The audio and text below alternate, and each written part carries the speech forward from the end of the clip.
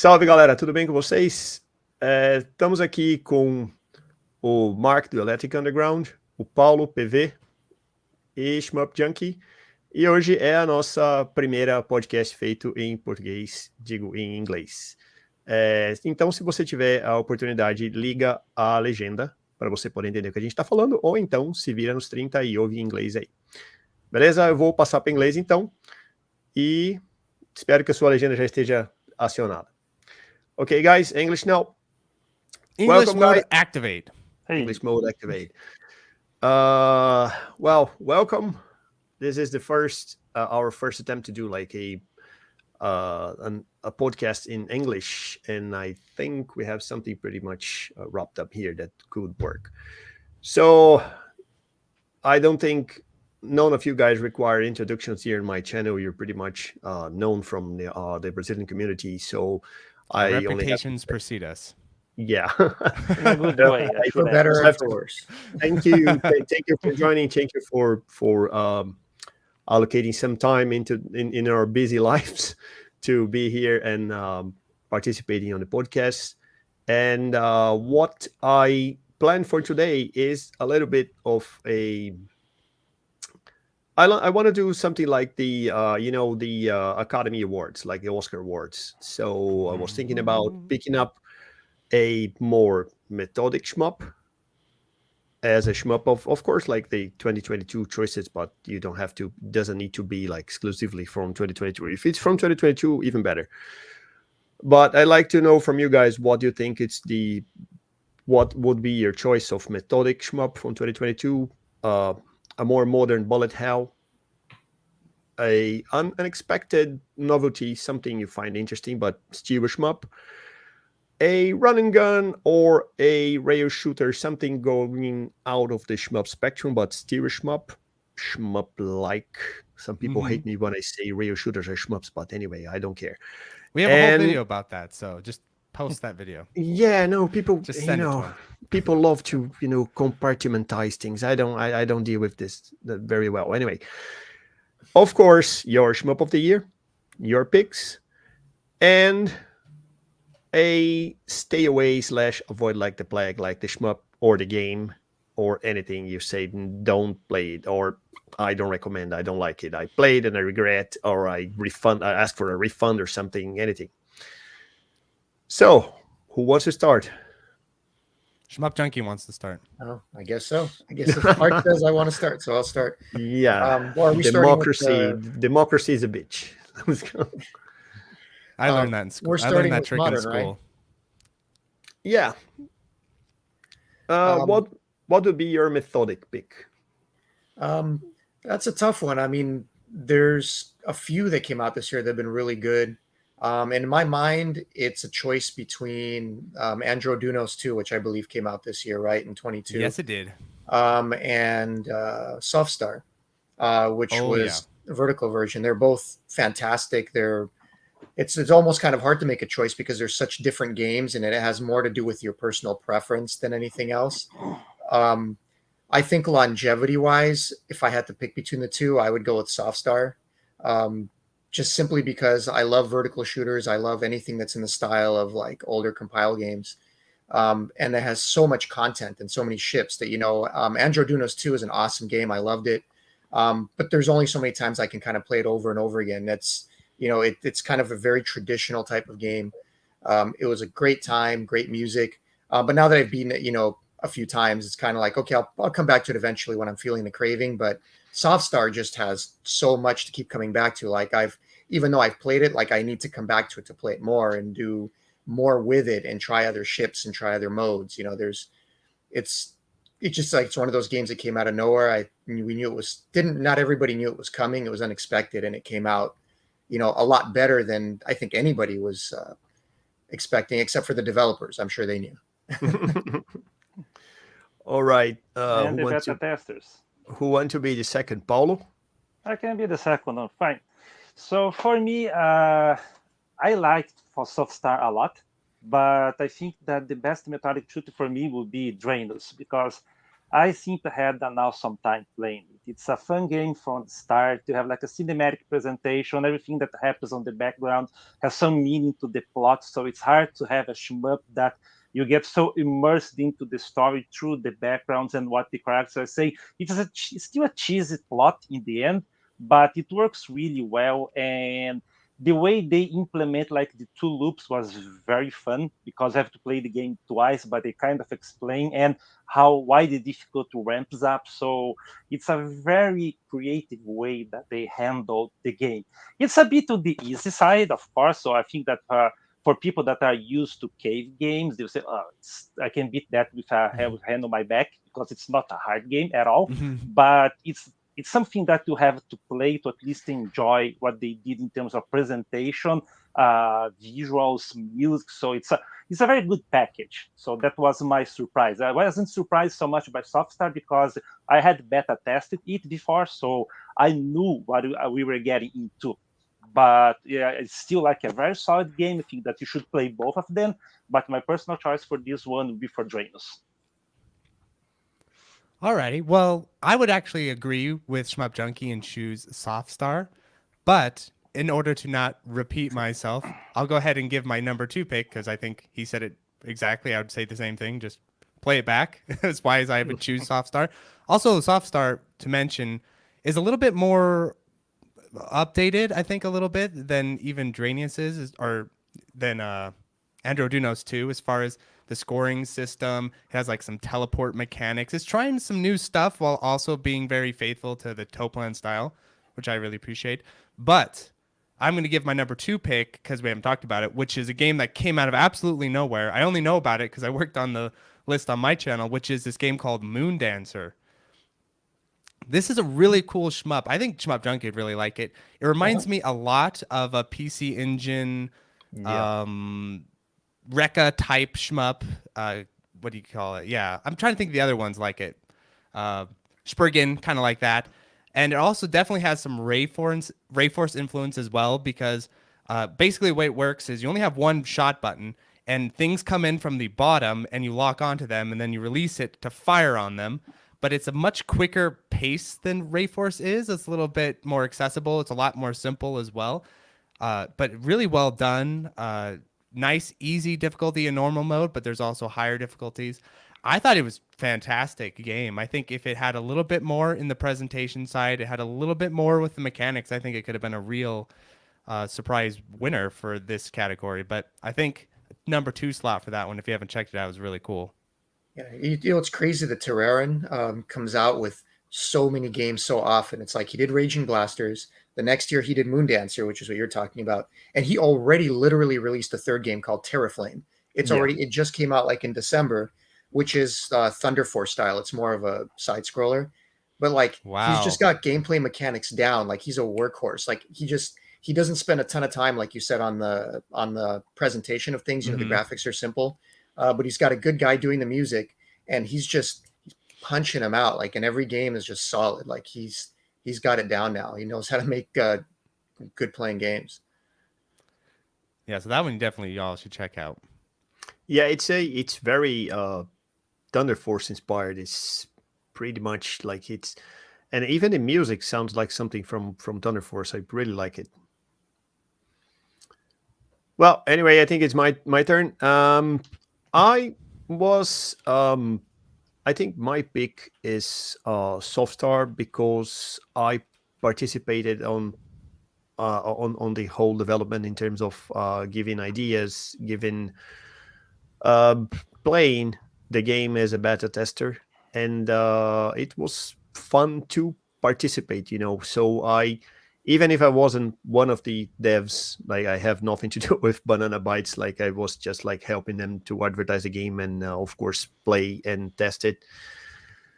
I don't know, it grew up on me, you know, when I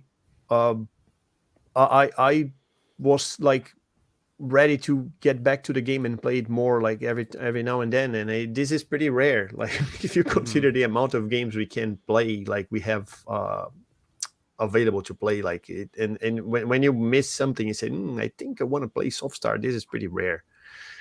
And but I agree with the other picks. I guess Under Dunos 2 is pretty good as well. I would say it's probably close to a draw. And I also agree that Softstar tried lots of new stuff, like tried to the teleport, tried to many ships has like crazy mechanics. Like they are pretty hard to they require some time for you have to spend some time playing it, and until you wrap your head around it and say, okay, now I understand how the ship works. So yeah, they're probably not the most, it's probably Softstar is not the most traditional game, but I think it deserves this spot on my list. Cool. Okay. And okay, the second category is Bullet Hell. I think we had a lot of Bullet Hells, huh? I didn't feel like we had too many this year. We had some good ones, but some years we get a whole pile of them. I think this year was a little bit more even across the board. Maybe that's just me, though. I guess my pick would be so easy. Like I don't have to go first, but like I've as soon as he mentioned Bullet Hell, I mean, I think a lot of us will probably have the same pick for the number one for new games that came out. And Mark already knows what I'm going to say, because Mark's probably going to say the same thing. And that's everyone's going to say the same thing. Everything's going to say Gunvein, right? Because the game's awesome. I mean, it's as traditional Bullet Hell as it gets. Hardcore Bullet Hell, aggressive Bullet Hell, Ketsui style Bullet Hell.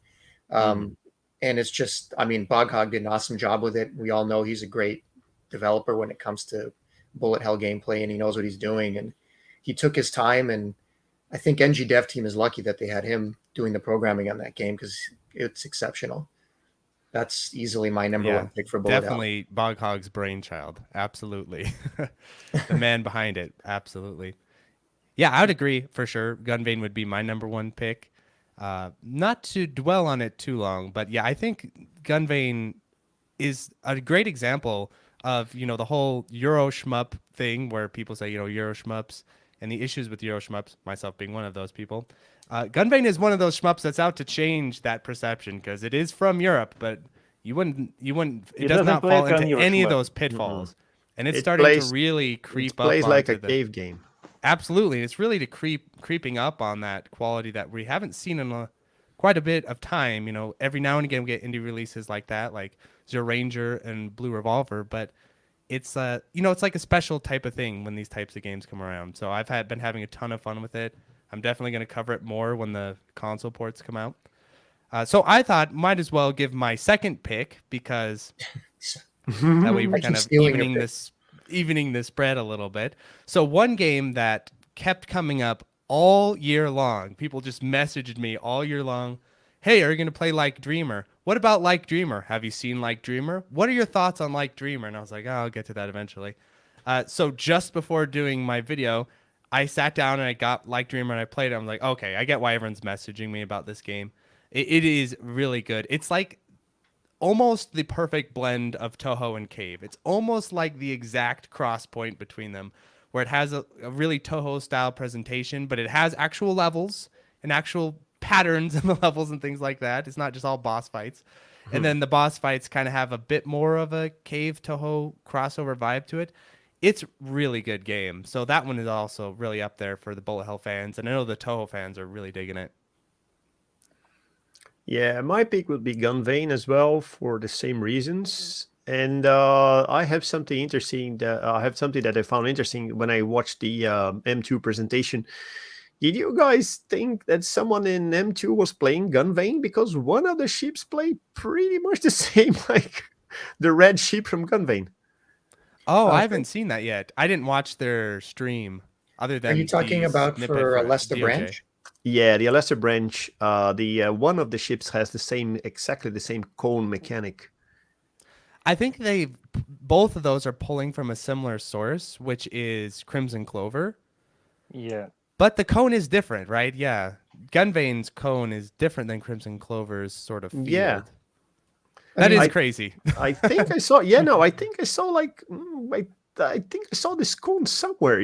When I saw well, originally when I see the cone, I mean, that first game I think of back is like Sokyu Gurentai. That's like, if you go back with Rising, it's not exactly the same, but especially some of the ships, and you can adjust like the width and the Mhm. and the reach of the cone, and as the way it's a little bit more Rayforce style, but just the idea of having a cone kind of came from that game. At least in my mind, that's the first time I remember seeing something What like I thought it was remind me of Gunvein because of the cone and the reticle around the ship was like I found a pretty interesting choice of design, and I think like Boghold would probably be flattered if someone comes up with a ship similar to Gunvein in elastic. Now I But definitely got to, after this, I got to look at it.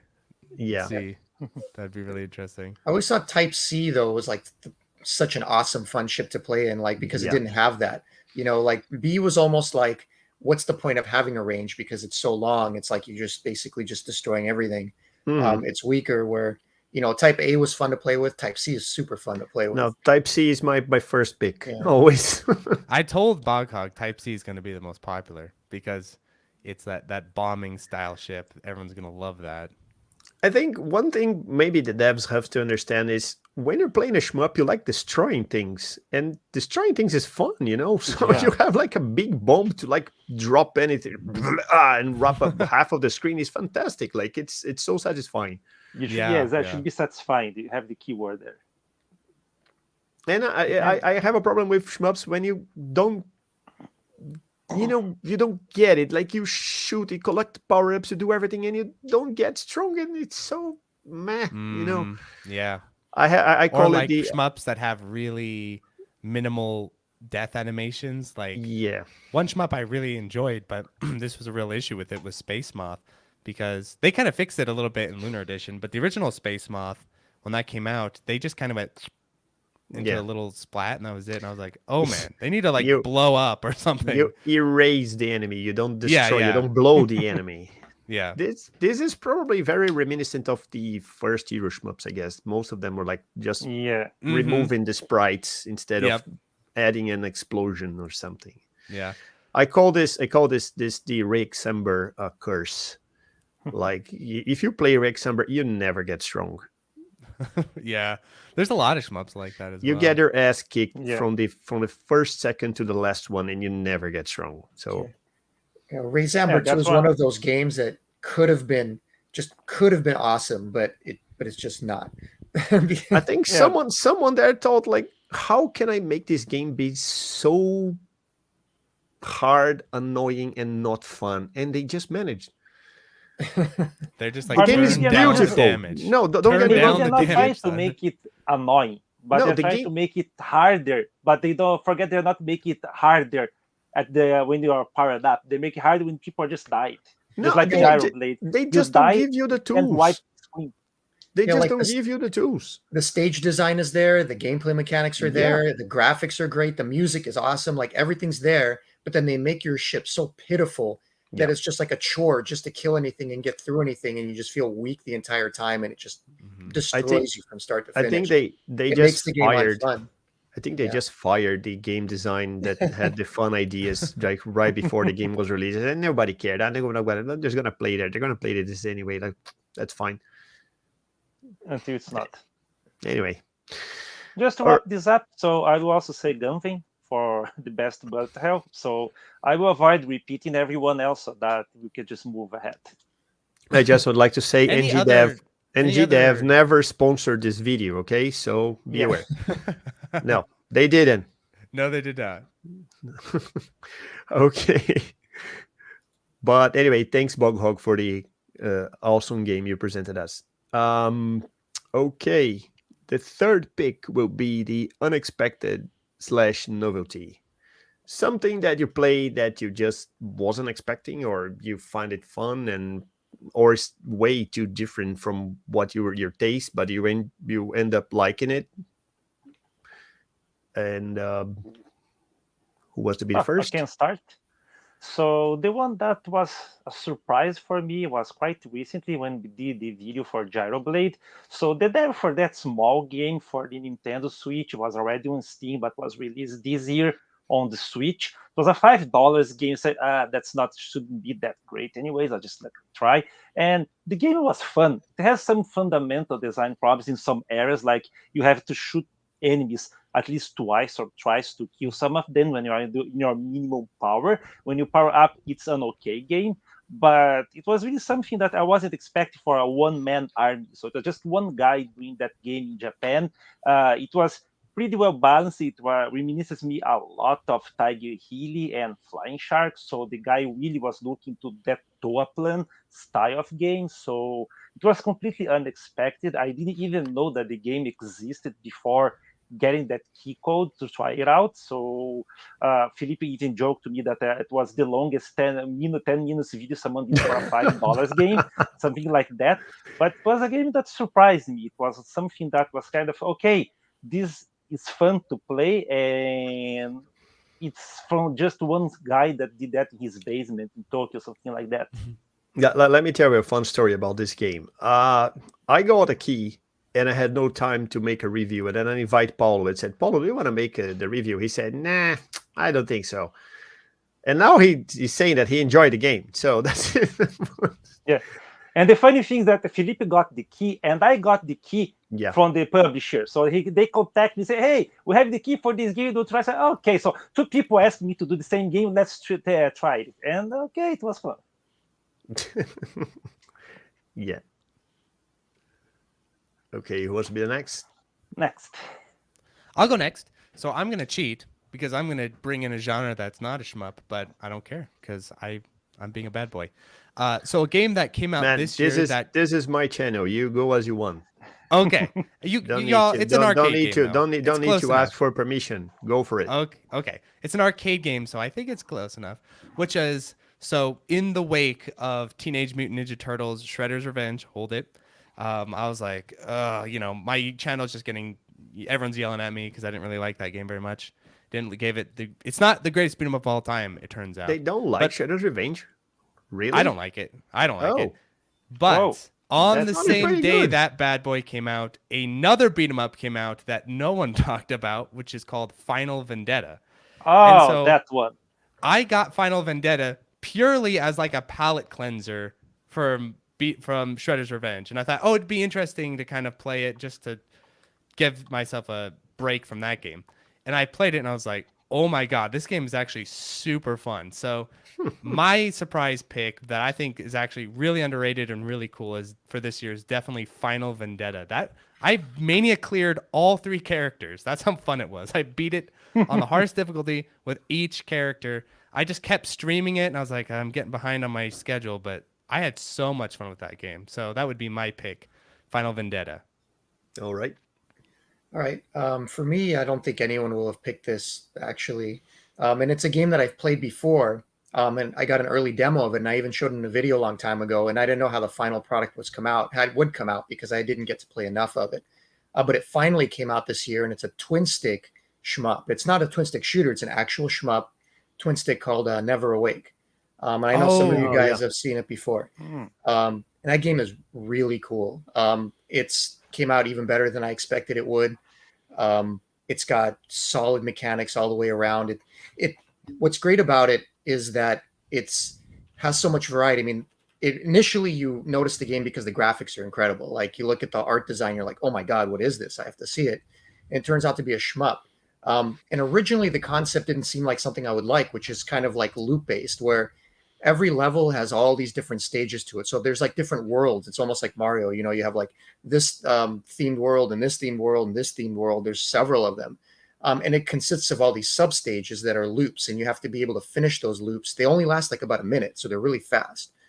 And the idea is that you have to score high enough and kill enough to kind of progress to the next world. You have to play it well enough. So each little subsection feels like its own little mini puzzle, where you're playing through this twin stick shooter that looks really good and sounds good. And as you progress through the game, you upgrade your character, so it has that whole feature set of like increasing all your weapons and improving and kind of customizing. All the different stages are different and the puzzles are different, so you're constantly changing up what your loadout is for that particular level, so you can try it in different ways and play through it again. And there's kind of a real sense of progression to it because you want to see what the next world and what the next what everything looks like. A, because the graphics are great, and B, because the puzzles are really fun. And it's almost like you want to keep doing better and better and better at it. to kind of progress. So there's a lot of in the game that pulls you in, and I haven't had enough time to actually finish it yet. I've only gotten through like a few worlds. But if anyone's never heard of it or seen it, I'd highly recommend like checking out Never Awake, because it's really, really well done, and it surprised me like how good of a game it is. And I'm hoping it does well, just because visually it's so stunning, that it'll attract attention, for anyone who wants to play that kind of game.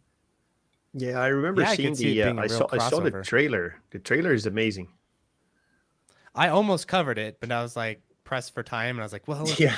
it's a twin stick, so I don't have to cover it, right? I like twin sticks. But I in, thought- in all fairness, it's absolutely 100% a shmup. It's auto scrolling. It plays Yeah, I like a gotta shmup. try It fulfills all the requirements. It's not like an overhead, run and gun types twin stick shooter. It's a straight up twin stick shmup. Just the way Yeah, I you gotta control try it's a little it. bit different. I got a little bit traumatized because of Forgotten Worlds.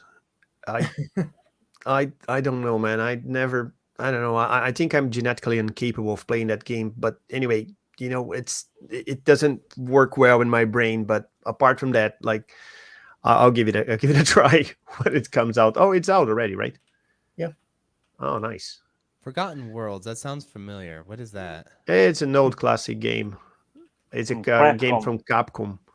Oh, The problem okay. with- Capcom, man. Yeah, the problem with It's- Forgotten Worlds is that it was designed to play with a rotary. So in the Yeah, the arcade, it had a rotary is rotary, the- and if you play it that way, then it's different. But now when you're playing at home, you have to adapt to like analog sticks or a controller, and Oh, it interesting. doesn't feel That's the interesting. same. So But the problem, I think, the game is like all over the place. It doesn't.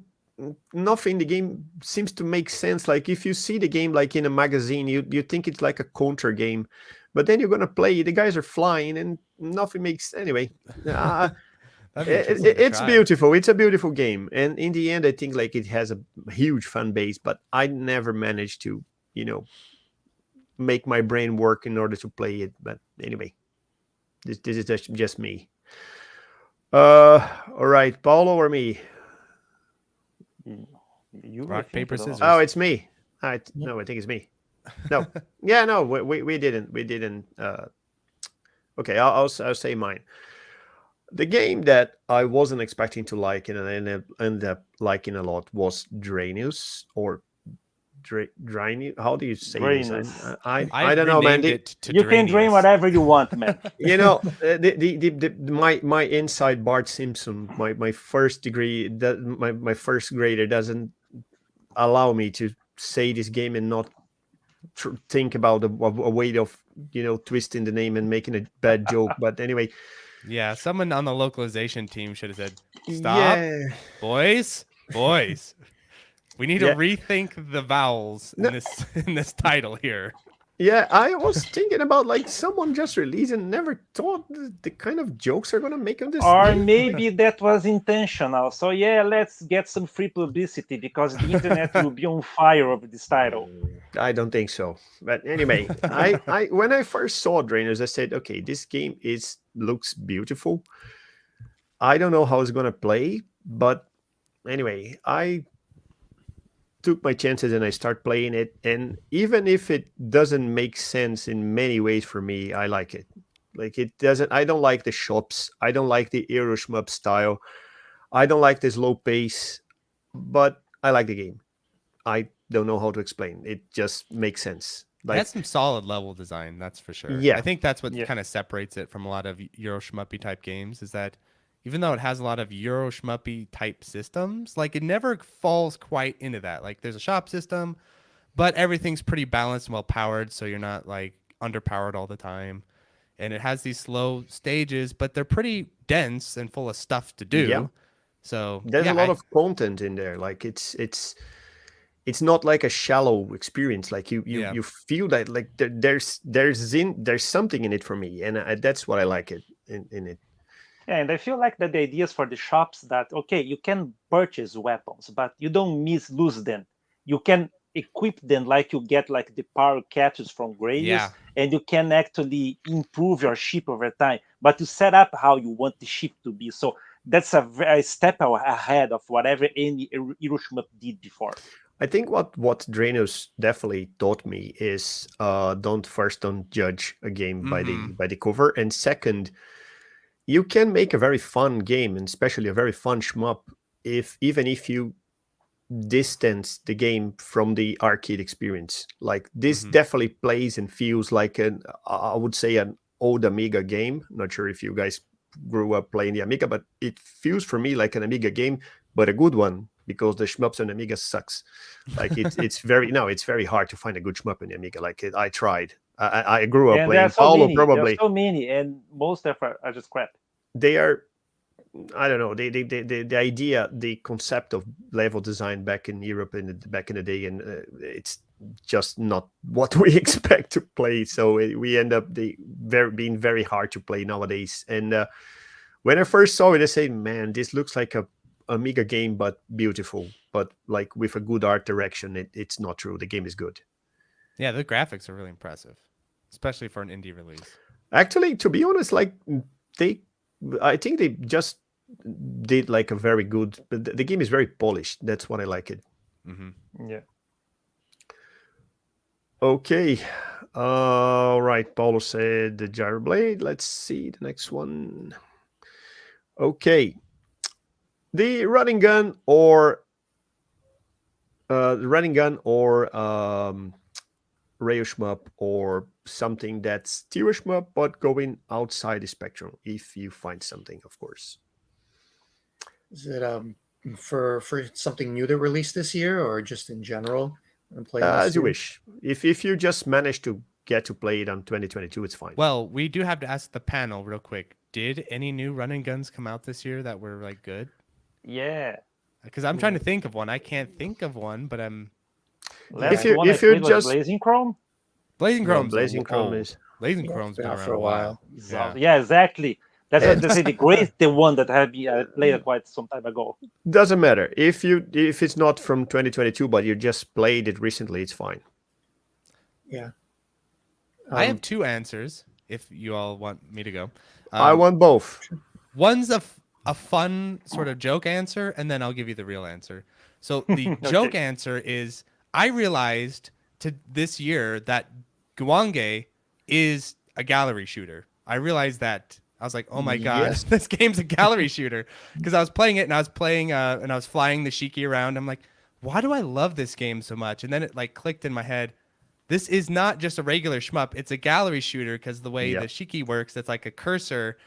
It just all clicked in my head. So I discovered that Guange is a gallery shooter this year. And then my real answer for run and gun, this counts because I found it this year, because I don't think anything came out this year. But I came across it this year's, which is Wild Arms Reloaded, and I really wanted to make a video on it, but I just didn't have time. That game is fun as hell. Yeah. So if y'all haven't seen Wild Arms Reloaded, it's an awesome gallery shooter. It reminds me so much of Sin and Punishment. It's like almost as good as Sin and Punishment. So that one is definitely my recommendation if you've never seen it before. It's fun because, like, I remember, Paulo probably knows what I'm talking about, but back in Brazil in the 90s, I remember, like, now Wild Guns is a kind of a cult game. Like, people like it, but people there's a lot of people saying, wow, Wild Guns, this game is amazing. But I remember back in the day, nobody cared about this game. Mm-hmm. I remember on the Blockbusters in Brazil, like, we had like tons of Wild Guns like getting dust in the shelves, and nobody cared about it. Like, you could trade this game for like a burger and a Coke, because nobody cared. Like, but that game at least had some following back in the day, just like Sonic Wings, because you could play like multiplayer. You could play two people, and in Brazil, something that was funny is that people rented video games by the hour to play. Yeah. So we went to some Blockbuster style place. You could rent video games, and could rent a Super Nintendo, a Genesis, or a 3DO to play by the hour. And because people want to be really as cheap, they would split the hour in two. So they would go with the money for 1 hour each. They would play 2 hours, and they would get those games you can play like two people co-op or competitively at the same time. So that's why wild. Wild Guns, Sonic Wings, and Top Gear, some games that are well loved in Brazil. Nobody say, okay, why who play Top Gear? Yeah, in Brazil, people play that a lot because you can play two people at the same time. Just to clarify for the international viewers, you rent the game, but you don't take it home. Like there was Yeah, you like a played at the room place. with lots of TVs and SNES and Mega Drives and Neo Geos and whatever, and you just rent it and play by hour in there. That's wild. I'm sure Nintendo was thrilled with that idea, by the way. I'm sure they loved that. Nintendo didn't even know we existed back then. No, don't say this word here. They're gonna block us. They're gonna drop the video. Nintendo's suing Blockbuster. Meanwhile, in Brazil, they're renting out Super Nintendos. Alrighty. Right. I guess in my case, it's a game that I should have played a long time ago, and for some reason, it's the kind of game I would normally play. And I just finally showed it in my recent Run and Guns video because it's a modern game. It released a few years ago. It's relatively new, and it's available for all consoles and Steam. But I wasn't a big Steam player when it originally came out back then, and I just kind of missed it and didn't think about it. And honestly, I can't believe I didn't. And that was Super Cyborg. Oh yeah. I don't know if you guys have seen or played Super I Cyborg. saw it in your video. It's basically a Contra clone. It's a Super Contra clone, and it plays just like it, except it's much, much harder. But what's interesting is when I showed that in the video, I don't know how many copies of that thing I sold, but I had so many comments like, "Oh my God, where can I play this game? Where can I play this game? You know, where's it?" Or they actually paid attention and they saw on the side of my video that you could choose all the consoles it's already on, like the entire thing. And they actually just went and bought it, and they were like, "I can't believe it was only $3." Like, or it was only $2 on PS4 eShop. So it's super That's cheap. crazy. It's like $2 or $3 right now. And it should have sold so much better because aside from it being too hard, I guess you would say for most people, it's a phenomenal game. Like if you're willing to put up with it and you like hard Contra games, and you learn it, Super Cyborg is awesome. Like everything about it is just wonderful. Like the way it controls, the music, the art style is awesome. As long as you can handle the difficulty curve, because even on easy, it's not easy, it's hard. Nice. It starts easy as hard, and then normal is like really hard, and it goes up from there. But Crazy hard. honestly, Nintendo hard. But honestly, easy mode is pretty much your typical like Nintendo hard level, all the way up until the last level, which really kind of ramps up. But the first time I played it, I started on easy mode, and I had no problem like eventually getting all the way to the final stage within like an hour or two, like just learning each level over and over again until you can get through it. So in any case, that was my Run and Gun surprise. Is like I should have played this game years ago, and I didn't, and I'm glad I did. 'Cause it's I was awesome. just doing a little bit of research while you're speaking. It has like no reviews anywhere. Yeah. It's like No. Yeah. it's like Nobody knows about secret it. release. It might as well have come out when ShmupJunkie talked about it on his channel. That's and its it's like release the date. music was done by Darkman 007, and so the music in the game is freaking awesome. Like everyone sees the graphics, like this game looks great, this game sounds great, it plays just like Super Contra. You would think everybody would be all over it. Isn't It that deserves to be crazy known. how that works with retro arcade games? Like they either get all the love and they're the best thing ever, or they don't exist. That's like your Yeah. two Yeah, they're two the polar options. opposites. Yeah. But what really sucks is that I looked back at like old reviews. I tried to like, didn't this game get reviewed? Like, how did it, how was it? And all the reviews I kept coming across kept saying this game is too hard. They all just complained that it was too hard, so they couldn't play it. So it's like, it's basically, if you want to play Contra, it's just like Contra, but it's really, really hard. And that turns a lot of people off because they're like, oh, Unless I'm you not have gonna a buy and really play it good 'cause I'm gonna PR suck at it. team, then it works. That's what I'm saying. Yeah. Like if that game had a good PR team and it was like Cuphead or whatever, it would have been, oh, this is the best thing ever. But if it doesn't have a good PR team, it just does not exist. The game just is in the void of lostness.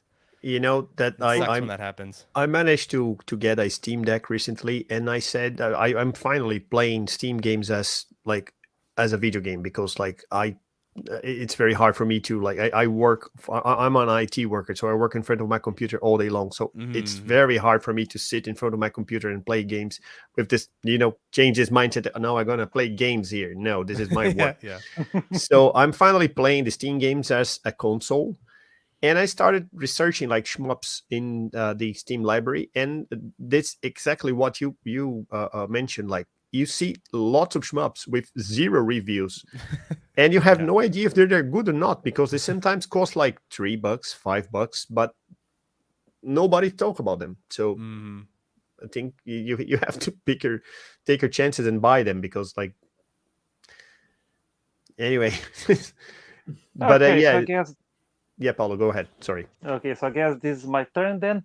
So for me, it's not exactly a run and gun by definition, but it's definitely playing like a run and gun game, but inside the Metroidvania framework, which is Iconoclast. It's not new game; it's out for quite a while, but I've heard of it's this been one. sitting on my my backlog for too long, and I start playing it even on the Vita. So it's very good to play in that one, and the game is amazing. The animations are incredible.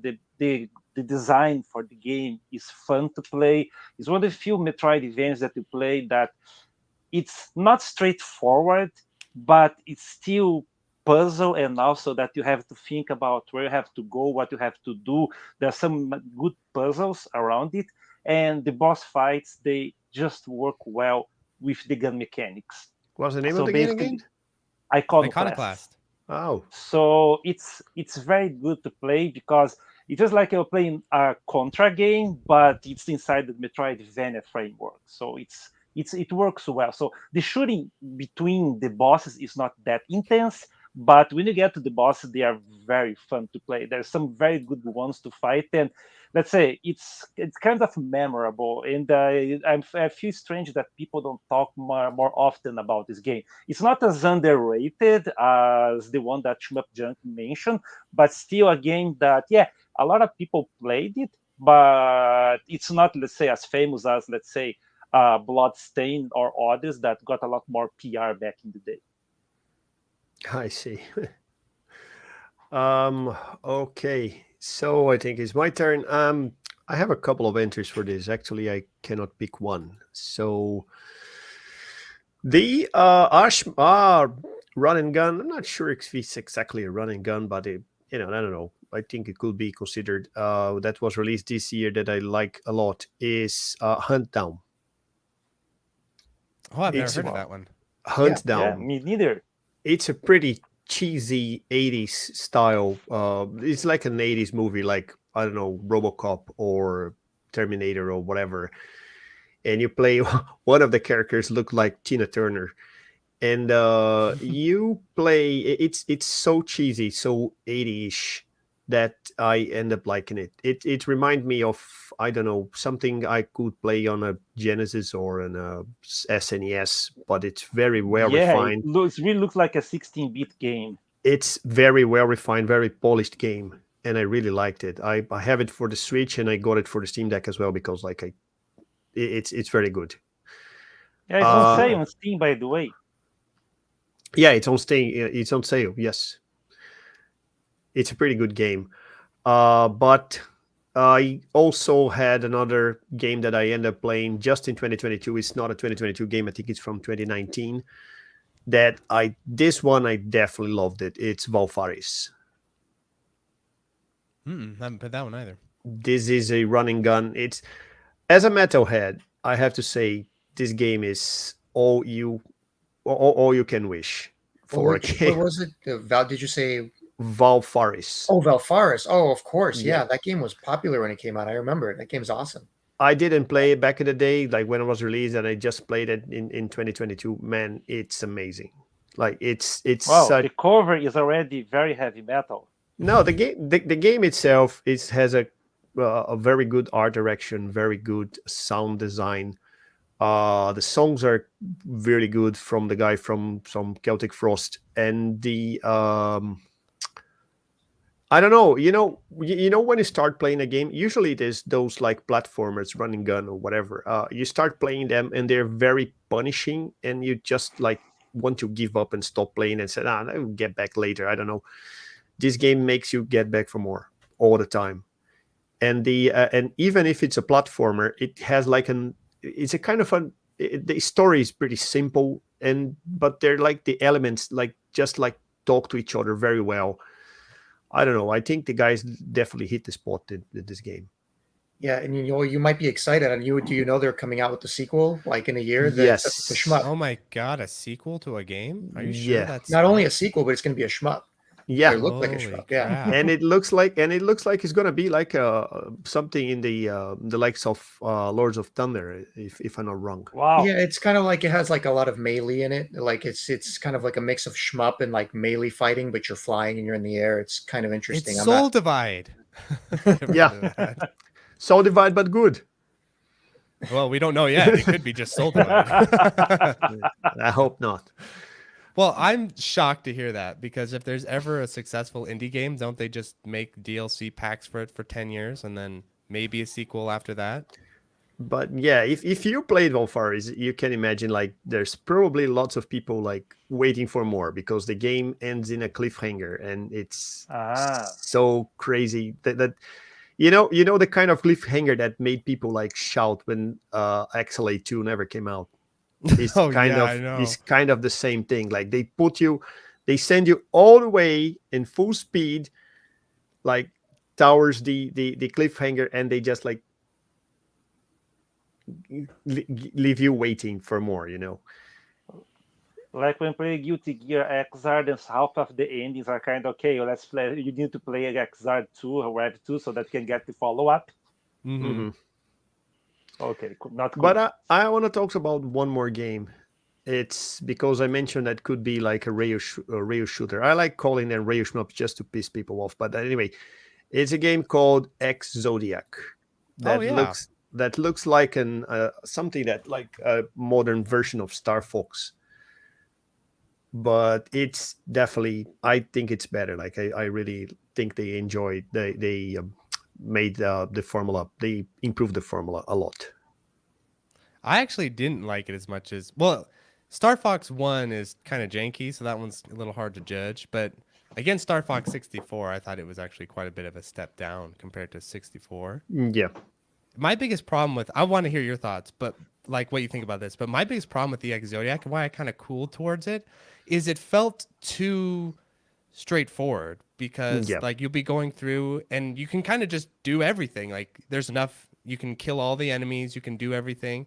And what I think is really cool about like Sin and Punishment is it's literally impossible to kill all the enemies in a lot of Sin and Punishment stages. So you have to sort of create routes to just make the best of what's possible. But in EX Zodiac, it felt like, oh no, just do this and you've done. It's figured out. I felt like they could have added more enemies and made it a little bit more Yeah.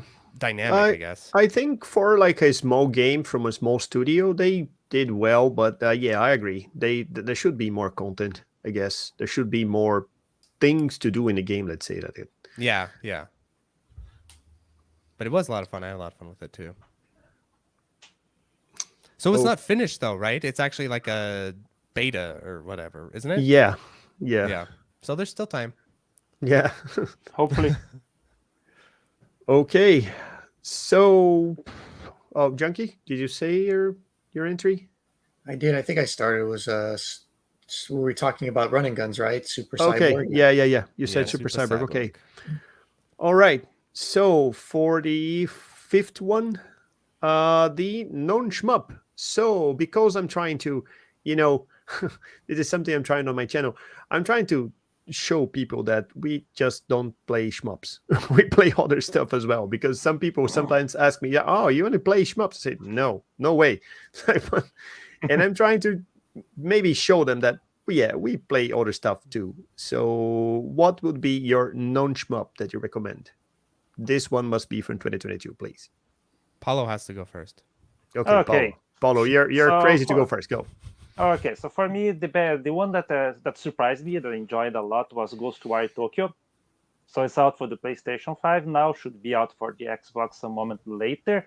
And it's a non-shmup, but still you're fighting spirits using some sort of mystic powers that you kind of shoot against them. So it's kind of an FPS vibes, but it's a very cool game, and it looks like you're really immersed in Tokyo, and there's a lot of Japanese lore and stories about ghosts and types of evil spirits and everything. So Anyone interested by this type of Japanese culture, it's fun to play because of that, and the graphics there looks great. There's PS5 ray tracing everywhere, so the game looks gorgeous, and the fighting is fun to play. It's not, let's say, very difficult, but it's a satisfying game and something that I really enjoyed playing this year. Let me tell you another fun fact about Paulo. You know that friend that know Japanese and know how to how to play Japanese RPGs and dating simulators and whatever. Yeah, that's Paulo. Oh, come Aha, on, the man. truth Don't comes get out. me embarrassed Yeah. in front of everyone here. Embarrassed. I thought he would be proud. No, he's that guy that knows Japanese and say, I'm gonna beat this just because it's in Japanese and nobody did it. And yeah, he's the guy. That's impressive. I wish. It's like one of my life goals, like learn Japanese just so I can play all these games and understand them that I wasn't able to play or understand when I was younger. I Yeah, can go back and he's enjoy them. the guy. He's the guy you can refer when you start playing. I want to play something 100% purely Japanese, that not just the language barrier, but the cultural barrier. You have to talk to Paulo. Yeah. And I'm the And there are friend lots that of fun calls teams. Ryu, Ryu, and I call Pokemon. And I just do all the things that drive like people who are really sensitive about that stuff up the wall. So I'm like that type of friend. start calling rail shooters rail shmups. People will Rail try to shmups, yeah. Oh, I They say will- shmups. That drives people crazy. Yeah, Yeah. I'm that type of guy. All right. Who wants to be the next? Okay, could be me. I'm always saying this. Okay. My recommendation would be, of course, I could say Hades, just because I'm really playing it and enjoying it, but it would be way too obvious because I guess everyone else is playing Hades. So, so that My would friend be, played Hades when it came out, whatever that year was. He played it all year. Like yeah, that would be that pretty. game is so pretty- popular. Yeah, that would be pretty bland. So, I have to recommend something, and it's an FPS. It's an FPS called Metal Hellsinger. If you never played or if you're into FPS, this is pretty interesting. I found it interesting because first, it looks like the art direction is pretty good. I think it looks like a very Doom-ish style. But the fun fact about this game is it's also a rhythm game. So you'll be listening to music. Really? Yeah. And when you shoot, like you're holding your mouse and you're shooting, and every time you shoot and you hit together and your shots match the drums, you do more damage. And the more That's accurate you shoot, the more damage you do. You start doing combos. Oh, that's cool. And it starts adding layers to the music. So probably they did the rest right. Yeah. So you cool. you start listening to it, and you start like the more you shoot, you start listening to a new guitar, a new bass, a vocal or something. They start to the better you play, they start adding layers to the game music. It's amazing. It's available only on Steam, and it's PS5 definitely as well. Oh yeah, PS5 Oh, and yeah. maybe Xbox as well, but I don't know. I don't know. have one. Let me see. Yeah, that's on Xbox, PlayStation 4. It's not out on the Switch, although. Okay, that's my entry. Go for it, Mark. Alrighty. I like to be volunteered. So I have two picks. The first pick, I have been trying to review the game all year, but just keep having to cover other stuff. But I am going to review it. Is a really cool game called Hyper Demon, and it's the sequel to Devil Daggers. First person, the graphics are surreal and amazing, and it's one of the best looking games I've ever seen in my life. And I say that, and people say, oh, that's because the game looks insane and crazy and it's over the top and it blows your eyeballs out of your head. And I think that's really bold, and I really appreciate that. And I was really worried how they're going to follow Devil Daggers up. I'm a big fan of Devil Daggers because I was afraid they're going to make it kind of look that generic 3D that everything looks like. And I was like, oh, God. But Hyper Demon, no. They did not do that. They went out on a limb, and I think it's amazing. And it builds up on Devil Daggers gameplay really well. I'm not as good at it as I am at Devil Daggers, so I can't fully confirm which one's better gameplay-wise, but it is really cool. And I'm going to do a whole video about it here soon. So Hyper Demon was one. And then the second one, absolutely unexpected from me is the new Gungrave game that came out, Gungrave Gore. I know everyone was giving it bad reviews. I will tell you, ever since that game came out, I've been playing that bitch every night instead of doing other stuff. I beat the entire thing. Then I beat it on hard mode. Well, most of it on hard mode. Then I unlocked Gore mode, which is the hardest mode. Beat the entire Gore mode. And when you beat the entire Gore mode, you unlock a hidden character, Brandon Heat. And now I'm going through and I'm going to beat Brandon Heat Gore mode. I mean, and that as they've been going, they've actually been patching it. They added in cell shading. They fixed up a lot of the jank with it. Like, the game is actually really awesome. And so I'm actually considering posting a long play of me beating Gore mode with Brandon Heat just because I've been doing that all night. But yeah, so that's an unexpected surprise for me, but I really like that game a lot. So Gungrave Gore. Interesting.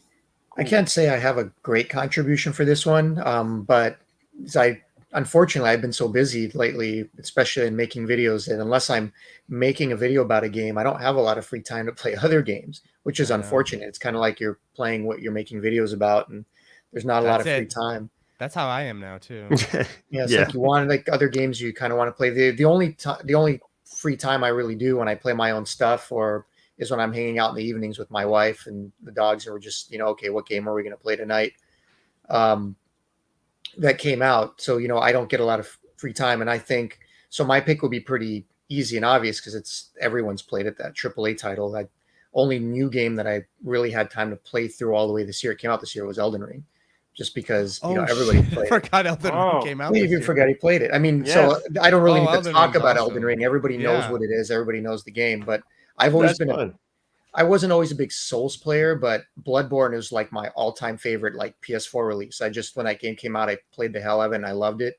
And I never got into the Souls games too much. They were a little too, I don't know, something about them didn't live up to, like, Bloodborne. Like, that game just did it for me because it was aggressive. And I had a really good time with Elden Ring because it was kind of a mix of that aesthetic, and it was a little more open. I can kind of go and do whatever I wanted and have a good time with it. So, and I only have like about an hour and a half each evening to play. So it's kind of like I played it in these little bits. I didn't get to binge it. So it's like, okay, we're going to play for an hour tonight. We're going to play for 2 hours tonight, 2 hours. And eventually, over the course of months, eventually it's a long game. We got through it. And it's a good game. I had a good time with it. It's not perfect. I didn't like it as much as Bloodborne, but that was my game my 2022 game that I got to play this year. That wasn't something I'm making a video about. No, that's the answer we wanted. Yeah, I talked about this when we did a whole podcast about Elden Ring, yelling at each other about it. And I said that Elden Ring, it's really popular and it's really broken into the mainstream when random people in Idaho start talking about a game, because people in Idaho aren't big gamers. And I went to a baby's birthday party. And at the baby's birthday party, some of the dads there were like, "Have you played this game Elden Ring?" And it blew their mind. They're like, it's like, it was so funny. It's so funny to hear people who aren't gamers like explaining games to you and explaining Elden Ring. It was worth it just for that. But if it's making it to that type of crowd who normally will only play Call of Duty, like my brothers, that means it's had some real crossover. Yeah. I wonder how many people have actually played it all the way through or got to finish it. Probably very few. Very few. Yeah. I know I did. You can check that out on Steam or PS4 because you can see the achievements. Oh yeah. Yeah. You could spy on people. That's true. Yeah, that's true. All right. Who wants to be the next? I think we're on the next category. Next category. Okay. Yeah. Okay. Next category will be pretty straightforward. Shmup of the year. From all that we talked about, or we didn't talk about, maybe it's something else you want to talk about. What would be your Shmup of the year? I'm gonna choose this. I'm gonna go first, so I beat you all to it. Gunvein is my Shmup of the year by quite a margin. Not just like, oh, maybe. This one was very easy. Some years it's kind of hard, like, oh, there's a lot of contenders. This year, by quite a margin, it was Gunvein. So absolutely my Shmup of the year. for sure. I've had so much fun playing it. I want to do more videos about it, but I'm waiting for the console release to do them. So, yeah, I absolutely love Gunvein. That's my shmup of the year. I think that Gunvein is awesome, and the only reason I wouldn't choose it as a shmup of the year, not because not necessarily the best, but because of more my personal preference towards games. You know, I'm more into the traditional style, so like I'll play Gunvein and I'll love it and it'll kick my ass, but I'll only come back to like that style of game so much as opposed to something like Softstar, for example, just because it's more my bag, if that makes sense. So I'll come back to Andro Dunas 2 and I'll come back to Softstar and I'll come back to Gunvein. He said they're all amazing, but if I'm going to pick something different than Mark, and give them some good publicity because they deserve it, and that would be Softstar, because it's just a great game all around, and it's the amount of content is like surreal almost for that style of game, to keep coming back to.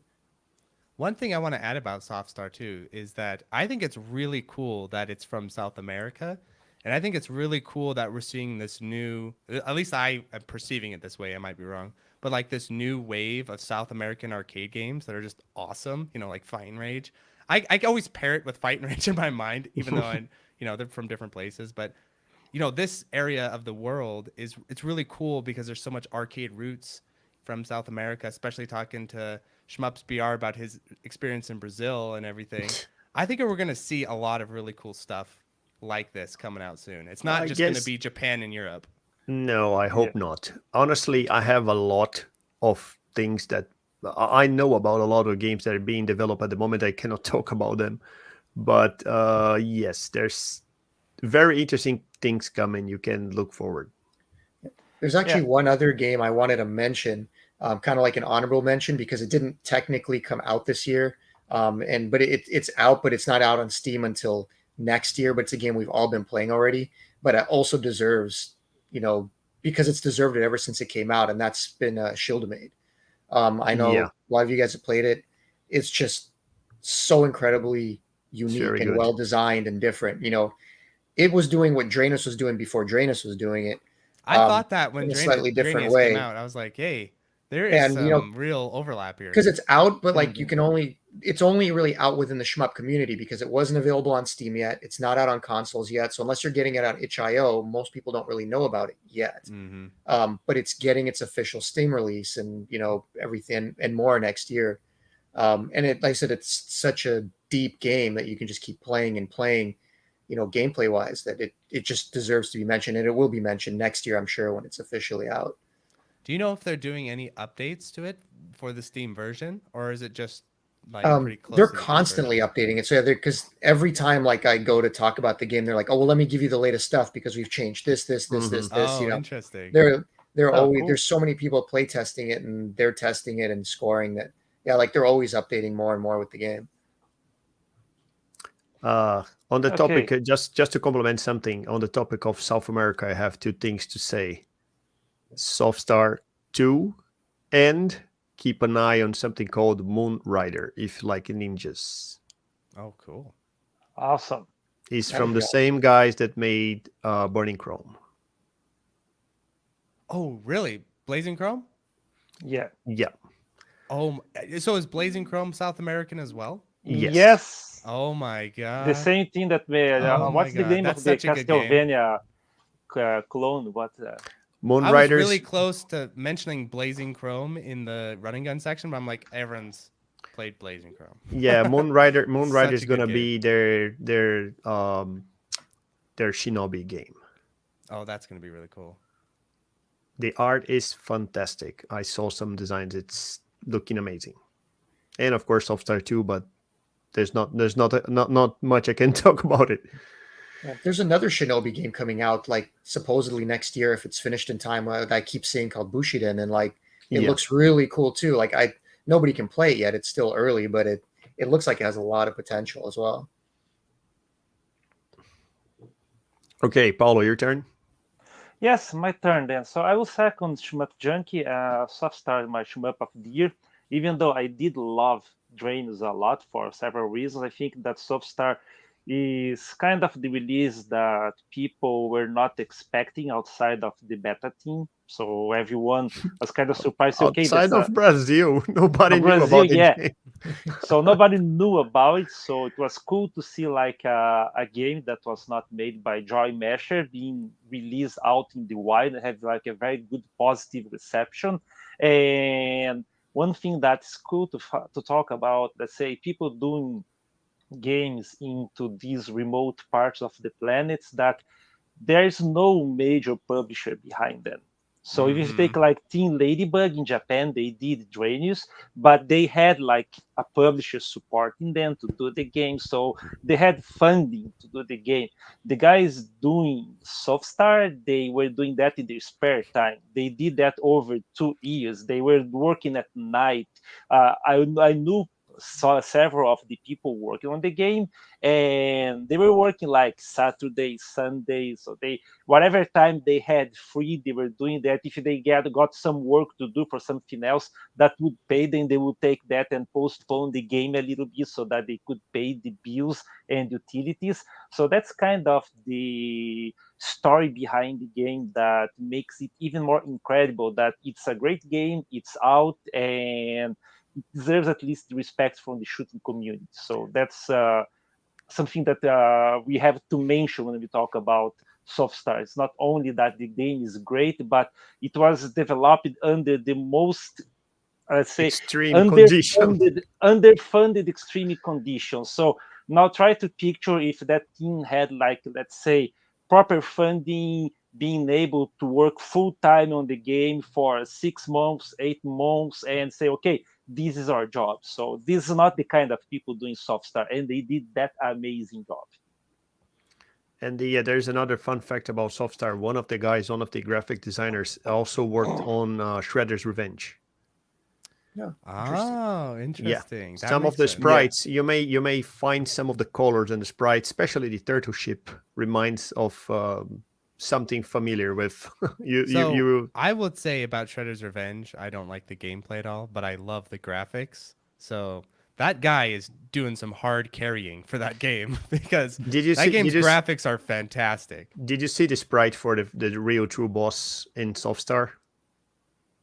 I believe I did because I 1cc'd it, so I probably did, but my mind's a little hazy. It's like a Japanese demon, a huge one. Oh, that's awesome. Yeah, that's awesome. You know, that's one of the most beautiful sprites I've seen in my entire life. And that most people won't be able to see it unless they watch a YouTube video. I have a question, since you have insider information. Did the guys from Softstar, did anyone work on that Super Galaxy Squadron game? Not that I am aware. Just because their graphical styles really remind me of each other, and I always wondered if there was a connection. I can talk to the guys. I'm not sure about it, but I can talk to the guys. Yeah, because check them out. Check viewers at home. Look at Super Galaxy Squadron and look at Softstar and look at their graphics. There's so much there that seems so similar. Could be. I can check this information for you. Okay, my picks. I don't want to. I guess like you guys probably picked up my picks as well. It would be absolutely impossible for me to pick between Softstar and Gunvein because I kind of participated on both on the same way. So I don't know. You could call me I don't know, an emotional guy or something, but I get this kind of connection to things when I participate on them. And I don't know, I love them both. I had a great time playing both, and it will be absolutely unfair on my side if I pick one. So I consider it a draw. Cool. I'll accept that. It's our channel. You do whatever you want. Yes. Yeah, draws are acceptable. I made them acceptable. All right.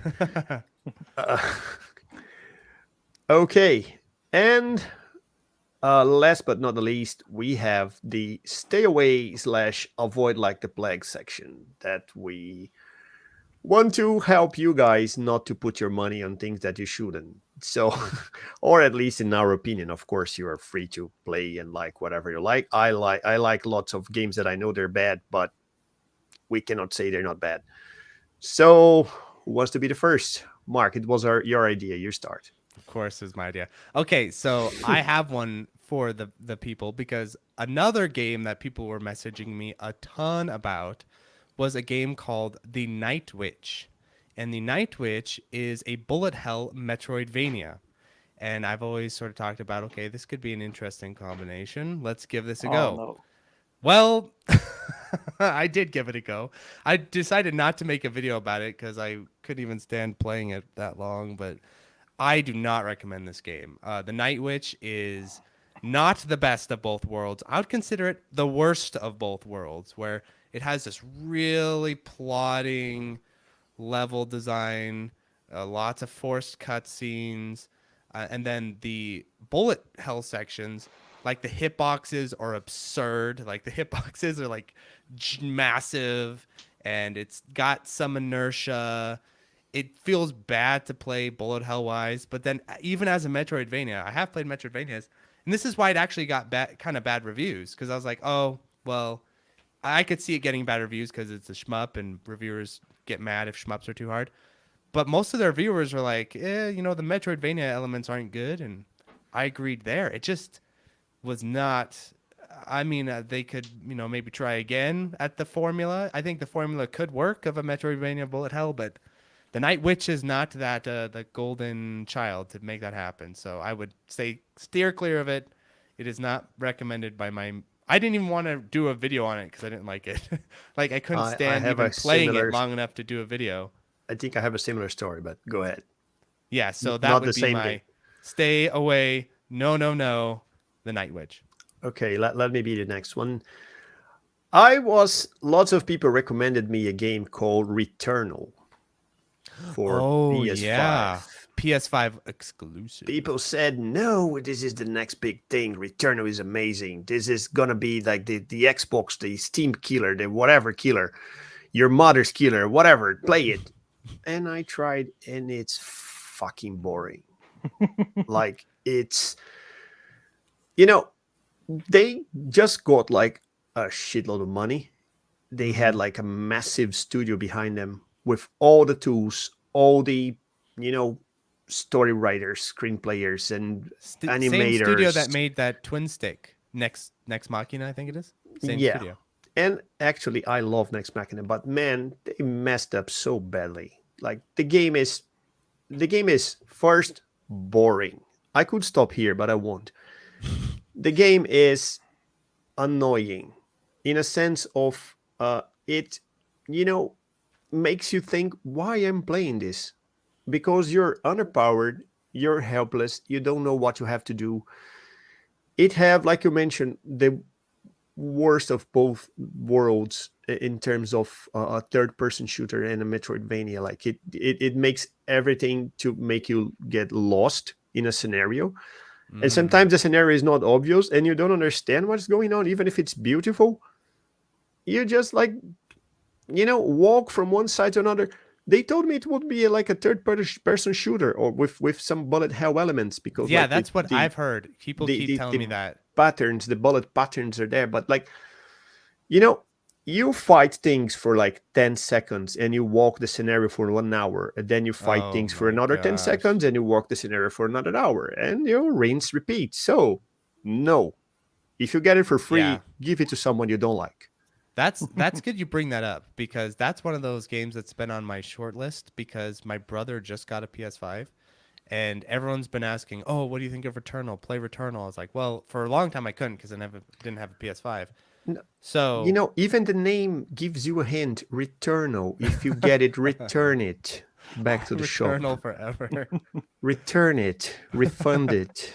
And you know, it's funny that we talk about that, because I know some friends that they're not into shmups, and they actually enjoy this game for some reason. I always looked at the game and said, okay, this looks bland. I don't care about it. But they were like, oh, this is fun. You should play. It's like a bullet hell in the third person environment. I said, okay, I looked at it. It's not for me. But the guys, there are people who actually like that. So that's kind of funny, because maybe it's not for us, but for some reason, there is an audience for the game. Yeah, well, it's like when people recommended me Enter the Gungeon for all those years, and I finally played it. I'm like, Yeah, Really I good had the game. same problem with Returnal. Why I even begin with this game? almost buy the game. I got the game on the PSN Plus, and I said, "Damn, thank you Sony for making me pay for the subscription because if I had buy this game, I would be pretty upset." And you also mentioned Enter the Gungeon. Maybe it's a generational thing. My son, he loves that game. Oh my He gosh, has my friends love beaten that Enter game. the Gungeon from the inside out. Whatever you can think about doing that game, he probably made it already.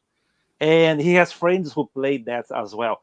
So they are into those roguelite games Uh-huh. that you have to build up your character. I find that boring because for me, it's me who needs to build up the skills to play the game, not I have to build up the skills of the character so that I can actually play the game. Like some of the beaten ups that they do right now and everything that's roguelike at the moment, but they like it. So I know. it's not for us, I would say, but still, for some reason, there are people who enjoy this kind of game. Yeah, I think if you play a lot of roguelikes, I'm sure it's more geared to that audience rather than a Exactly. shmup audience. It's like a roguelike with some shmup elements, but you can't just hand it to a shmup player and be like, "Here you go, enjoy." It's not quite the same thing, I don't think. What's yours, Paulo? I'm having a hard time to pick this one because I usually try to avoid any game that I see the video and I don't like. But if I have to say one game that came out this year, which is not a new release, but I feel like people should avoid if they can play the original, the emulated version somewhere else, is the Cotton 2 release and Guardian Force by Oh my City god, Connection. yes. Oh That yeah. one, let's say I was waiting for the patch. Okay, so let's maybe see if they can get it right. And I saw it and say, okay, no, it's still bad. So I don't know why they made that because it's really, really bad part. I think they can only fix it by absolutely just redoing it because the way they ported it was they're emulating. So Cotton 2 is already a laggy game on the Dreamcast just in Yeah. itself. And then they're using a super laggy emulator on top of that. So you're getting a double smack of lag. Yeah, So there's it's a there's game more that's to not add to even this. fun to play. It's not fun at all. There's more to add to this story. The same guys messed up with Elevator Action Returns and Layer Section on Saturn. Yes, because they're using that same emulator. Yeah. I'm going to fight the camera a little bit, sorry. They did the same thing 3 times. I think they're going to keep doing it, though, because I'm pretty sure they can just take the ISO file, drag, drop. Here we go. And someone will pay for it. And people wouldn't even know that it's broken because they don't have the point of reference of the original game. They will just say, "Oh, it's working fine. I suck playing this game." That's going to be their reaction. They'll just put back into the shelf, say, "Oh, it's a nice game, looks good, but I suck playing it." But it's actually the game that's really bad to play in that form. But the thing had like 95 frames of delay, so you probably will notice at some point that the game is unplayable. You would think that, but when I did my review of it and I showed the game had like at the time 11 or 12 frames of lag, I did have people in the comments being like, "So what? Yeah. What's your problem?" Like, okay, this is absurd. And we're back to the input lag discussion. I was kind of disappointed because 12's I a was lot, looking though. forward to that release That's too. crazy. Because I mean, those games are not that easy to emulate. I mean, first of all, the 2 Cotton games and Guardian Force are really good games, and they're not that they don't always emulate well. They're kind of buggy. They have their delay of their own, so there's no great way to play it unless you have a Saturn, really. So I think it was really looking forward to having that pack available and done well, and it wasn't, unfortunately. I bought this game. I bought it, but I reviewed it, so I feel like that's okay. Yeah. What are your trash talk it? Yeah, I don't want to say. I think people started to think I have something against CD Connection, but they're how you used to call miss. CD Connection, right? They're hit and miss where you can't trust them, but they can sometimes do a good job. So you always have to kind of check. They're ex Jalicos, right? I don't know where they're from. Yeah, they I are. think they are They were Jaleco. people who were working at Jaleco. Then they did the company called Hmm. Silicon Edge because it is a Jaleco game, That and they makes sense. bought back part of the catalog of Jaleco, and they have been doing games. Well, Yeah. why don't they port pretty Sailor Moon beat? Oh, because it's the IP. But Yeah. that's my Yeah. one of my favorite Jaleco games. Port that one. Well, I haven't played, besides what Paul already mentioned. Like I said, that's probably the only new release that I've played this year that I was kind of disappointed with the port job and everything else that went down with it. So I can't pick a new 2022 release that I was disappointed with, but I can pick a game that I played for the first time Mhm. that I was expecting to be bad, and it was as bad as I expected it to be, and that was for my Mega Drive. You guys will appreciate this because you know the Amiga, and I had never played it before. Was Xenon 2, and Ah, Oh, so I had to play that for my Mega Drive, every Mega Drive shooter reviewed video, and it was definitely as bad as I was told and had expected it would be. So I don't think anyone's rushing or going to be going out to play that game anyway, but I can only confirm I that you have. probably want to avoid it. Funny enough, there were people in the comments that are like, "Oh, that game is great. I loved it." And, you know, Let me you're tell like you. you're like Let me tell shitting you. on this, They're game always that I going to love be so there, much. no matter but what, no matter how bad it is. There's always Let- someone. Well, you know in what? the comments. Nostalgia is a hell of a drug. is Let what me I tell always- you. there's Let me. plenty of games that I used to play that I will readily admit that I like just because I played them as a kid, but they're terrible games. And I'll admit that they're terrible games. I just Yeah, happen to like them. I think we Um, should sometime do another podcast saying like shitty games, but I like them. That would be a Sure. fun one. Yeah. Enter the Probably. Matrix. How about that? Ah! that's kind of like Hey, what I'm come on. playing right now. Let me let me tell you a fun story about Xenon 2. It was I think 1993, and I got my first and only Amiga. And in Brazil, it was very hard to get Amiga games, and I managed to talk to a guy, and the guy was selling me the Amiga, but he was just like a computer retailer. He wasn't like a game seller. He didn't have games. And I said, man, I'm gonna get the Amiga for Christmas. Could you please give me a game? Otherwise, I'll have to sit until I don't know, January. I will spend like a week or two like looking at the desktop without nothing to play with. And he said, oh, I have a good game here for you. A Xenon good 2. game. Xenon 2. And I Did you played take him to court afterward? Yeah, no, I played Xenon 2 from 24th of December until probably the first week of January, and I beat it Oh man, because it was the only thing I had on my computer. I had nothing else to play. And today, if someone torture me, I won't play Xenon 2. And by the way, do you know Google for the ending? You must have loved that ending. Google for the ending. That's the kind of ending you can only left. appreciate if you actually grinded it like you did to beat it fair and square. I wasn't even about to try that for a video. I had no interest after like the third level. No, like it's like when people say sometimes nowadays I'm playing something and people say, "Oh, but this game is bad." I say, "Well, man, I beat Xenon 2." Like I'm calibrated in a different way. I beat Xenon 2 back in the day, so I don't care, man. This is way better than Xenon 2. Well, it could my be problem better, as a or it kid could be is- worse stuff. Yeah, Sorry, my go problem ahead, as Mark. a kid was I even refused to play bad games when I was a kid. Like we would get a bad game, and I would just play the same good games over and over and over and over and over, rather than play bad games. So I didn't have too many of those. I think the one that stands out to me is Enter the Matrix. Other than that, I can't think of any like really bad games that I played a lot when I was a kid. You're lucky. We played a lot of bad games. That's a bad one. Yeah, growing up in the 80s and 90s, that was hard. Well, sometimes it was like your bad choice. It's like, okay, well, your family can only afford one game for the next, X amount of months or whatever. So you've been waiting and researching, like, okay, this game looks awesome. It's on the shelf. I'm going to buy this Nintendo game. So I buy it because it's got, dinosaurs on the cover, and I like dinosaurs, and it's by Hudson Soft, and I bring it home, and it ends up being Adventures of Dino Ricky.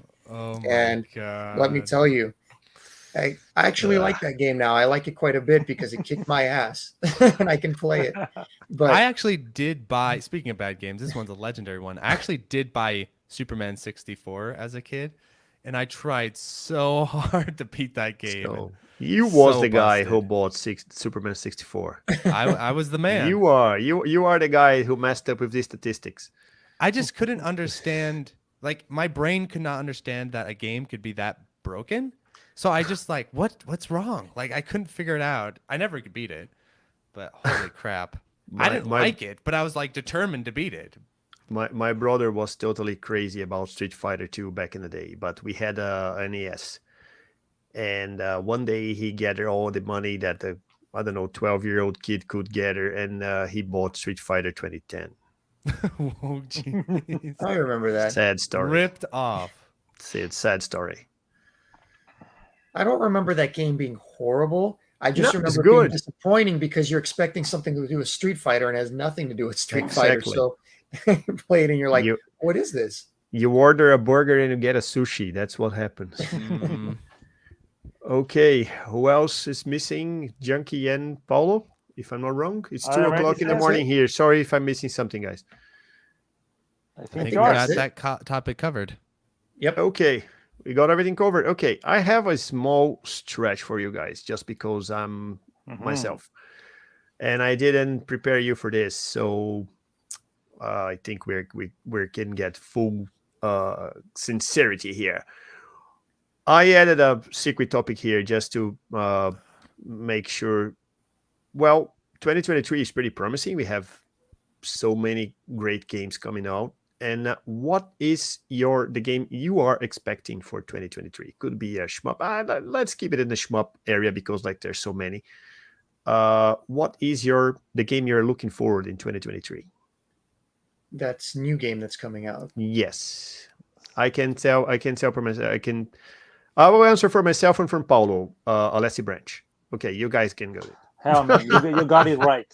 I'm Well, waiting for mine this I game for so just long. found out about on Christmas, which is Dodonpachi Daiojo, Blissful Death. Yes. My opinion, the greatest shmup of all time is getting a port by M2 Shot Triggers, the best porting team of all time. So I'm expecting 2023 may hold one of the greatest games of all time. So that is absolutely what I'm looking forward to. I am already like planning shit, and it's like coming out whenever. I'm already like planning my reviews and doing like a whole bonanza around that release. That's super excited for that. The PS2 Dodonpachi, right? Yes, but Yes. the PS2 version is missing Black Label, first of all. Second of all, M2 Shot Triggers, they bring the heat, so it's going to have extra stuff, save states, hopefully in a range mode. It's going to be more accessible outside the PS2, of course. They always have really fantastic performance in terms of accuracy and low input lag. I mean, it's just all that you could ask for. So some of my favorite games of all time are Battle Grega Rev 2016, Ketsui Destiny, and I'm suspecting this DOJ port will be in that list. So that could just come out next year and I'd be happy. I don't really care about anything else so much right now. Yeah, unfortunately, it's only going to be for Christmas. So that's the only thing that's kind of a buggers. Yeah, So to be that's honest, bothered me. there's something else I'd like to see because it's on, I think, probably everyone's radar at this point, but they are keeping it secret. The next Truxton game. Truxton game? Yeah, Yes. the guy, the author, I forgot the name of the guy. He hinted Masahiro that Yuge. Masahiro Yuge hinted that he's working on the next on Truxton 3, but he said nothing about it. So I'd like to see something else. Yeah, I wouldn't hold your breath on that. Junkie and him are like best friends, so Junkie would know. Well, it's not that he's. You're absolutely right. He's mentioned on multiple occasions that he would love to do Truxton 3, and it's not that he won't. But it's one of those things where even if the budget is there, like he has to be ready and he has to feel like he can do it justice. So I think it's one of those things where he would love to do it, and if all the stars align and the opportunity presents itself, and he feels like he can make the Truxton 3 that it deserves to be, then he would. But definitely don't. It's not in development. It's not something that like anything, but he's secretly working on, and it's all of a sudden going to come out. If it was going to happen, you can bet I would probably announce it with the documentary. That would be great. And believe me, if and believe me, if it was, I would just keep my mouth shut because I wouldn't be allowed to let that go. So I'm just saying outright, it's like we all know he's publicly said that he has the desire to do it, but it's not like a secret project that's in the works. It's not something where he's in the background doing this. He's older. He's got a lot going on with his life, so he wants to do it, but it's not an easy task. It's also quite an ask. I believe the very nature of the game is hard because like nowadays everyone made a Truxton. Like if you look for like the amount of Truxton clones we have, like it will be pretty hard to make some a Truxton that's more Truxton than Truxton, Yeah. It would have Do you just Truxton harder? Like you just get even crazier with it? Or that really you have to consider that Truxton 2 wasn't really his game. He did the music for Truxton 2, but he didn't program it. So, the Truxton 3 would be like his Truxton 3 would be, like Truxton 1, or at least that was his vision of the game in terms of the gameplay and how it worked. Because obviously Truxton 2 had its, detractors too. It's definitely got its issues on the gameplay side. It's also one of the craziest shmups ever made. And it has its lovers too. I mean, that game is so interesting. Yeah, very much so. So, I mean, I think we'd all love to see a Truxton 3. I mean, a lot of people would lose their shit if they found out it's coming. And maybe someday it will. Maybe this documentary will do really, really well and it'll help finance something like that. Who knows? So there's a lot of possibilities, but as of now, I'm not aware of anything actually happening in the background. Unless the branch, on the other hand, is obviously happening, and I think we're all excited for it. I think people are jumping the gun, thinking that it's going to come out in 23, because anytime a trailer says, please wait a little longer in Japanese, that means they've got a lot of work to do. So I know they'd like to, but I mean, they probably won't release it until they feel it's ready. And if it comes out in 23, I'll be thrilled. But I'm also kind of prepared for like. And they already have like 2 games to release in 23. They have the Race Collection, and they have to release the Daiojo part. So that's already 2 releases from them. And they're gonna have to release another Toe Plan collection probably because they've been releasing one every year. So that's another one, include not anything else that they're working on. So 3 games plus whatever else they're working on. They have a lot on their plate at this point, I guess. It's different people working on it too. The programmer on Alesta Branch is obviously not the same person doing these other games. They all have someone else, and they have some infrastructure. Like Ketsui runs on the PGM, DOJ runs on the PGM, so they probably have a lot of code already ready to go from the Ketsui port that they can use towards the DOJ port. I'm assuming. That's true. Yeah, also, another release that I'm really looking forward to in 2023, I don't know if it's announced for 2023, is this documentary about Toe Plan. Oh, yeah, right. I'm looking forward to seeing that shit. It's a shmup in all but controls. Yeah, I would. Yeah, I think it's definitely doing well. It's on track. So, I mean, there's not too many interviews left to do. A lot of it's been done, and there's going to be a lot of editing on my part once it's all ready. And it'll definitely be a crunch to get it out in time, but I think we'll do our best. And, I think everyone will just want to wait and make sure it's the best product it can be.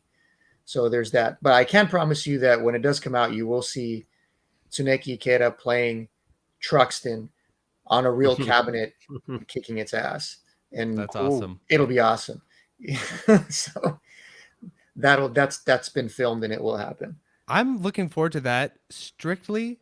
I mean, for a lot of reasons, but one just really hidden benefit is that I'm assuming it's going to have footage of some of these developers. And whenever you're doing a video and you want to show like a screenshot of the developer, like, Ikeda, there's like one photo of him in the office that's like 400 by 400 pixels that you have to keep using. It's like, we could get some footage of this man. So when we say Ikeda in a video, we could have like a nice face to put there. Yeah, and now you'll have like this 20, 30-minute long, like dedicated special interview of like him and all Toe Plan. That's gonna be really cool. I'm Which I've looking gotten forward to this see, and I'm one not as allowed well. to talk about, but I've seen it all translated, and I get to put it together and make something cool out of it. Poor yeah, Junkie. that's probably a lot of effort, a lot of work to do in this to get it done, I guess. Oh, I just yeah. imagine Junkie chained to his desk editing every day. And then you wonder why I don't have time to play any new games. Oh yeah.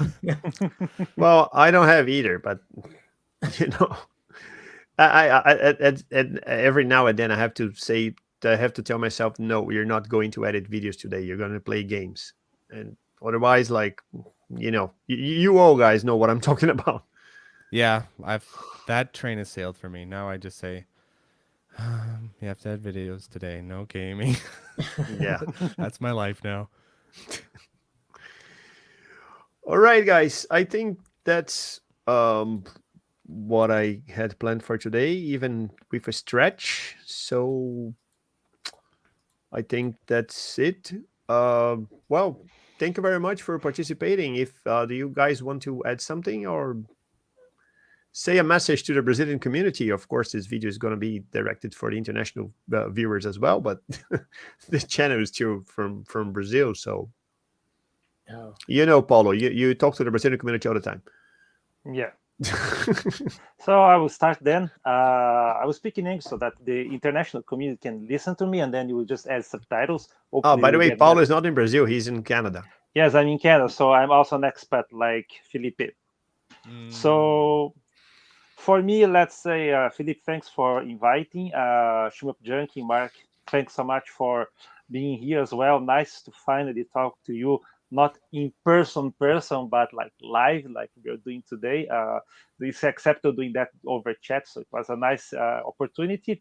And also, I'd like to mention that it was really cool to be able to share what each other thought about the year, what were the best games, the worst games, and incredibly, we all keep track of everything that we believe is coming out, but when we sit here like together, we talk, oh, there's this game I didn't know about, so let's try to play it because it looks cool. So I will definitely look back to this video and pick up some names that I just heard and check the photos so that I can play later.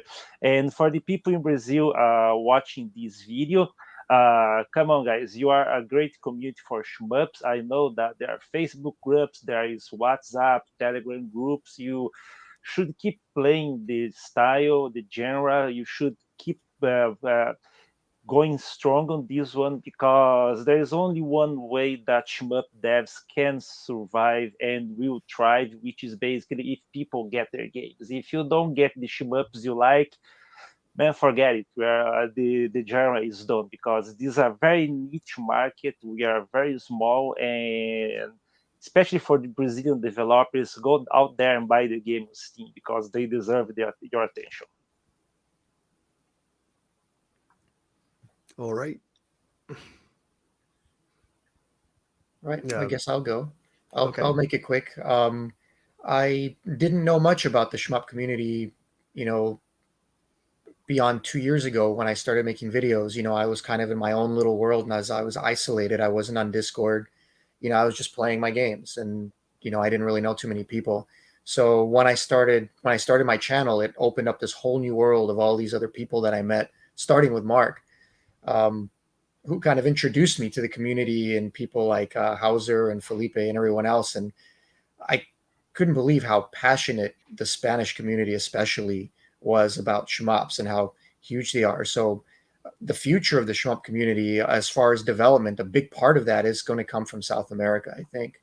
Not just Japan or anywhere else. And we're seeing it now with SoftStar, just to start. But it's been awesome just meeting you guys and those people. And I've met so many friends.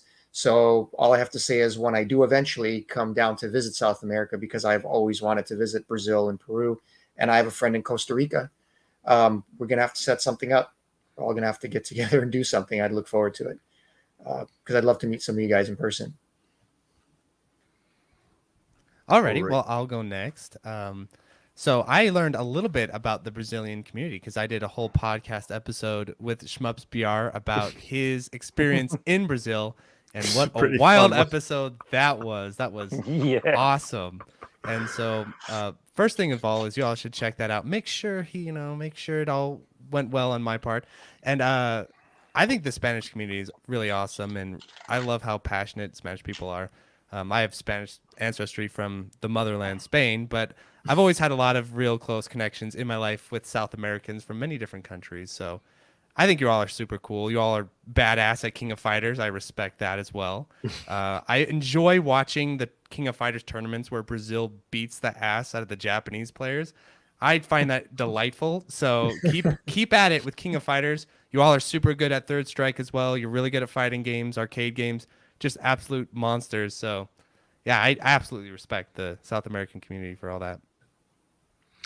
Well, I am probably the only channel that specializes in shmups in Brazil, I guess. Paulo has his channel, but he talks about so many topics, not just shmups. He's, of course, we're both shmup centric, but not shmup exclusive. But I think I'm probably more towards the shmup exclusive. No, than him. you're really geared towards shmups. I talk about arcades. I talk about Yeah. modding consoles, fixing things. So no, you're really the shmup guy.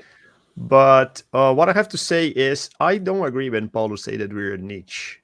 I think the shmups are probably one of the first genres, and that not just never changed too much, but never died.